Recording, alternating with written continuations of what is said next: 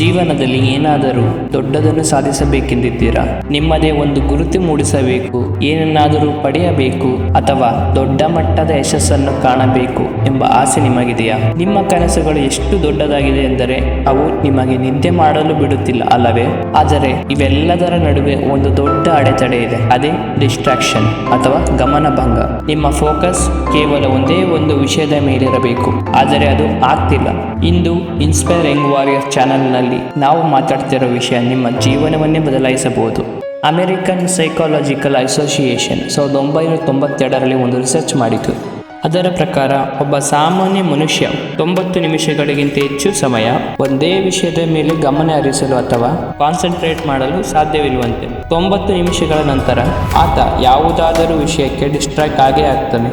ಆದರೆ ಇಲ್ಲಿ ಕೇಳಿ, ನೀವು ಯಾವುದಾದರೂ ಕೆಲಸದ ಮೇಲೆ ಪೂರ್ತಿ ಗಮನ ಕೊಟ್ಟಿರುವಾಗ ಕೇವಲ 1 ಮೈಕ್ರೋಸೆಕೆಂಡ್, ಹೌದು ಕೇವಲ 1 ಮೈಕ್ರೋಸೆಕೆಂಡ್ ಬೇರೆ ಆಲೋಚನೆ ಬಂದರೆ ಸಾಕು, ನಿಮ್ಮ ಏಕಾಗ್ರತೆ ಅಥವಾ ಕಾನ್ಸಂಟ್ರೇಷನ್ ಪೂರ್ತಿ ಹಾಳಾಗೋಗುತ್ತೆ. ಆ ಒಂದು ಕ್ಷಣದ ಡಿಸ್ಟ್ರಾಕ್ಷನ್ ನಿಮ್ಮ ಕೆಲಸದ ಫ್ಲೋ ಅನ್ನೇ ಕಟ್ ಮಾಡುತ್ತೆ. ನಮ್ಮೆಲ್ಲರ ಹತ್ತಿರ ಸಮಯ ಇದೆ, ಆಸೆ ಇದೆ, ಮೋಟಿವೇಶನ್ ಕೂಡ ಇದೆ, ಆದರೆ ಫೋಕಸ್ ಇಲ್ಲ. ಕೆಲಸದಲ್ಲಿ ನಾವು ಸ್ಥಿರವಾಗಿಲ್ಲ. ಇದೇ ಕಾರಣಕ್ಕೆ ನಮಗೆ ಅಂದುಕೊಂಡ ಕನಸುಗಳನ್ನು ನೆನಸು ಮಾಡಿಕೊಳ್ಳಕ್ಕಾಗ್ತಿಲ್ಲ.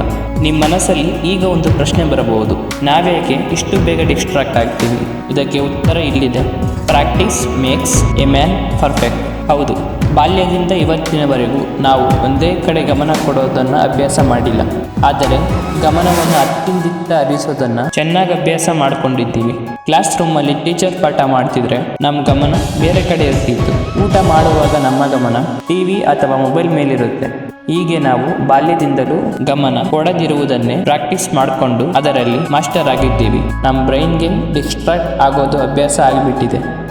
ಹಾರ್ವರ್ಡ್ ಬಿಸ್ನೆಸ್ ಸ್ಕೂಲ್ ಪ್ರಕಾರ ಮನುಷ್ಯನ ಮೆದುಳು ಮಲ್ಟಿ ಟಾಸ್ಕಿಂಗ್ ಮಾಡಲು ಡಿಸೈನ್ ಆಗಿಲ್ಲ. ನಾವು ಒಂದು ಮುಖ್ಯ ಕೆಲಸ ಮಾಡುವಾಗ ಬೇಡದ ಆಲೋಚನೆ ಬಂದರೆ ಆ ಬೇಡದ ಆಲೋಚನೆಯೇ ಮುಖ್ಯವಾಗಿ ಬಿಡುತ್ತೆ ಮತ್ತು ಮಾಡುತ್ತಿರುವ ಕೆಲಸ ಸೆಕೆಂಡರಿ ಆಗುತ್ತೆ. Usain bolt, Michael Jordan, Elon mask ಅಥವಾ ಮೈಕಲ್ ಜಾಕ್ಸನ್ ಇವರೆಲ್ಲ ಯಾಕೆ ತಮ್ಮ ಕ್ಷೇತ್ರದಲ್ಲಿ ಆ ಮಟ್ಟಿಗೆ ಬೆಳೆದರು ಗೊತ್ತಾ? ಅವರು ಕೇವಲ ಓಡೋದನ್ನು, ಬಿಸ್ನೆಸ್ಸನ್ನು ಅಥವಾ ಡ್ಯಾನ್ಸನ್ನು ಪ್ರಾಕ್ಟೀಸ್ ಮಾಡಿಲ್ಲ.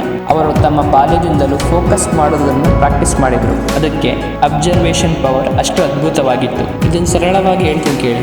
ಒಂದು ಊರಿನ ಮ್ಯಾಪ್ ಬಿಡಿಸ್ಬೇಕಂದ್ರೆ ನೀವು ಆ ಊರಿನ ರಸ್ತೆಗಳಲ್ಲಿ ನಿಂತರೆ ಸಾಲದು, ನೀವು ಆಕಾಶದಲ್ಲಿ ಹಾರಬೇಕು, ಮೇಲಿಂದ ನೋಡಬೇಕು. ಆಗಲೇ ನಿಮಗೆ ಎಲ್ಲಿ ಯಾವ ಬಿಲ್ಡಿಂಗ್ ಇದೆ, ಯಾವ ರಸ್ತೆ ಎಲ್ಲಿದೆ ಅಂತ ಕ್ಲಿಯರ್ ಆಗಿ ಕಾಣುತ್ತೆ. ಜೀವನದಲ್ಲೂ ಅಷ್ಟೇ, ಯಶಸ್ವಿ ವ್ಯಕ್ತಿಗಳು ಪರಿಸ್ಥಿತಿಯನ್ನು ಮೇಲಿಂದ ನೋಡ್ತಾರೆ. ಸಾಮಾನ್ಯರಿಗೆ ಕಾಣದ ಅವಕಾಶಗಳು ಮತ್ತು ಸಮಸ್ಯೆಗಳು ಅವರಿಗೆ ಸ್ಪಷ್ಟವಾಗಿ ಕಾಣುತ್ತೆ. ಅದಕ್ಕೆ ಅವರು ಗೆಲ್ಲುತ್ತಾರೆ. ಅಟಾಮಿಕ್ ಹ್ಯಾಬಿಟ್ಸ್ ಪುಸ್ತಕದ ಲೇಖಕ ಜೇಮ್ಸ್ ಕ್ಲಿಯರ್ ಹೇಳ್ತಾರೆ, ಯಾವುದೇ ಹೊಸ ಅಭ್ಯಾಸವನ್ನು ನಮ್ಮದಾಗಿಸಿಕೊಳ್ಳಲು ಕನಿಷ್ಠ 2 ತಿಂಗಳು ಬೇಕು. ನಿಮ್ಮ ಏಕಾಗ್ರತೆ ಹೆಚ್ಚಾಗಬೇಕಾ? ಹಾಗಾದರೆ ಪ್ರಾಕ್ಟೀಸ್ ಬಿಟ್ಟು ಬೇರೆ ದಾರಿ ಇಲ್ಲ. ಈ ಡಿಸ್ಟ್ರಾಕ್ಷನ್ ಪ್ರಪಂಚದಲ್ಲಿ ನೀವು ಗೆಲ್ಲಲೇಬೇಕು. ಅದಕ್ಕೆ ಬೇಕಾದ ಫೋಕಸ್ ಬೆಳೆಸಿಕೊಳ್ಳಿ. ಇನ್ಸ್ಪೈರ್ ಯಂಗ್ ವಾರಿಯರ್ ಸದಾ ನಿಮ್ಮ ಹಿಂದೆ ಇರುತ್ತೆ. ಈ ವಿಡಿಯೋ ನಿಮ್ಗೆ ಇಷ್ಟವಾಗಿದ್ದರೆ ಕಮೆಂಟ್ ಮಾಡಿ ತಿಳಿಸಿ. ನಿಮ್ಮ ಕನಸುಗಳನ್ನು ಸಪೋರ್ಟ್ ಮಾಡಲು ನಾವು ಸದಾ ಸಿದ್ಧ.